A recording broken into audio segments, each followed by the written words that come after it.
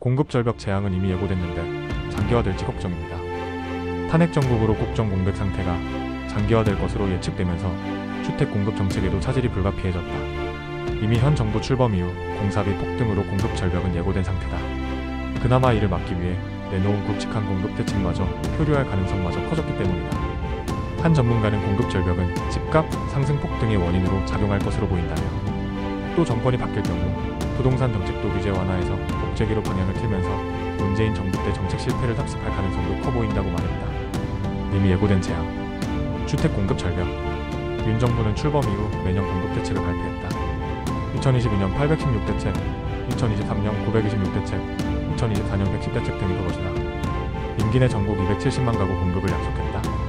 앞서 3번의 대책에도 공급 지표가 회복세를 보이지 않자 지난 8월 8일에는 서울 그린벨트 해제 등을 담은 88대책을 발표했다. 하지만 공급 성적표는 절벽을 예고하고 있는 상태다. 우선 착공 실적이 예사롭지 않다. 한국건설산업연구원 보고서에 따르면 전국 주택 착공 실적은 2022년부터 감소하기 시작하여 2023년에는 30만 가구를 하회했다. 올해 10월 실적은 전년 동기 대비 34% 증가했지만 예년 대비로는 여전히 턱없이 부족한 상태다. 선행지표인 인허가도 마찬가지다. 공사기간이 늘면서 아파트 공사기간의 경우 최근에는 34년으로 보고 있다. 결과적으로 2022년부터 공급 부족은 내년부터 영향을 미치기 시작하고 2026년에는 정점에 달할 것으로 전망되고 있는 것이다. 부진한 공급지표 원인으로 공사비 폭등이 단연 꼽힌다. 건설산업연구원 관계자는 공사원가 상승이다. 자금 조달도 어려워지면서 사업이 장기 지연되고 무산되는 사례가 속출하고 있다고 말했다. 2026년 전국서의 투톱도 장기화되나. 아파트 공급 시차 착공 이후 34년을 고려하면 올해와 내년 입주 물량은 사실상 확정된 것이나 다름없다. 그렇다면 공급 감소는 어느 정도일까? 부동산 하백 14자료를 보면 전국 아파트 입주 물량은 2024년 36만 가구, 2025년 26만 가구, 2026년 15만 가구로 줄어든다. 수도권은 17만 가구, 12만 가구에서 7만 가구로 절반 이상 감소한다. 지방도 예외는 아니다.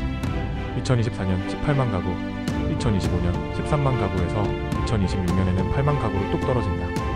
서울은 2026년에 최악의 공급 절벽이 예고되고 있다. 2024년 2만 7천여 가구에서 2025년에는 3만 6천여 가구로 증가한다. 하지만 2026년에는 8천여 가구가 입주할 것으로 전망되고 있다. 부동산 하백 14 관계자는 2026년 아파트 입주 물량의 경우 서울, 수도권, 지방 모두 2017년 이후 가장 적은 수치라고 말했다. 부동산 하백 14 입주 물량 집계에는 후분양은 물론 청년 안심주택비 아파트 제외도 포함된다. 설상가상으로 전국 불안으로 현 정부가 추진 중인 주택 공급 정책은 동력을 상실할 가능성이 크다. 일기 신도시 재건축, 그린벨트 해제를 통한 주택 공급 등이 대표적이다. 재건축 활성화를 통한 도심 주택 공급도 사정은 다르지 않다. 이들 공급 대책은 중장기 성격이 강하다. 결과적으로 공급 절벽이 2027년, 2028년 등 장기화될 수 있다는 의미다. 정권 교체에 따른 부동산 정책 변화도 변수다. 문재인 정부 때 집값 폭등의 원인인 옥죄기 정책이 다시 부활할 가능성이 높다. 현 정부가 추진 중인 다주택자 규제 완화, 보유세 부담 감소 등은 폐기될 것으로 전망되고 있다. 한 전문가는 만약 정권 교체가 이뤄진다고 했을 때 공급 절벽인 상황에서 같은 방식 정책을 답습한다면 예전의 집값 폭등 사태가 다시 나타날 것으로 보인다고 말했다.